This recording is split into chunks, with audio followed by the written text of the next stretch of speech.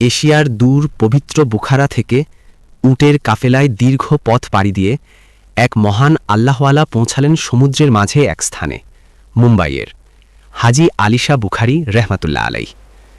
তিনি ছিলেন জ্ঞানী, পরহেজগার, সারা জীবন এক জায়গায় থাকেননি।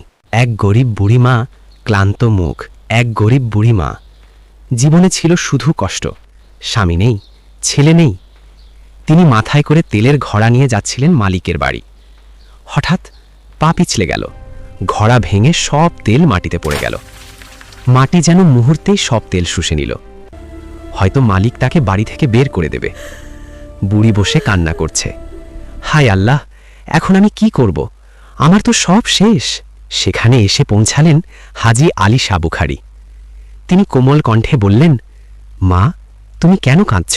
বুড়ি সব ঘটনা বললেন। তিনি মৃদু হাসলেন। তিনি নিজের আঙুল মাটির ভেতরে গেঁথে দিলেন। মাটি থেকে তেলের ফোয়ারা বের হতে লাগল। বুড়ি অবাক, আনন্দে কাঁদছে। তিনি বললেন, মা, তোমার ঘড়া ভরে নাও। বুড়ি মা কাঁদতে কাঁদতে আনন্দে ঘড়া ভরে নিলেন।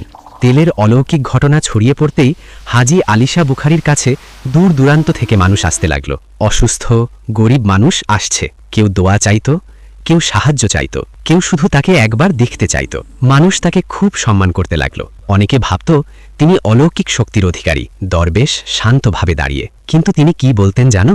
সবই আল্লাহর রহমত, আমি কিছুই না।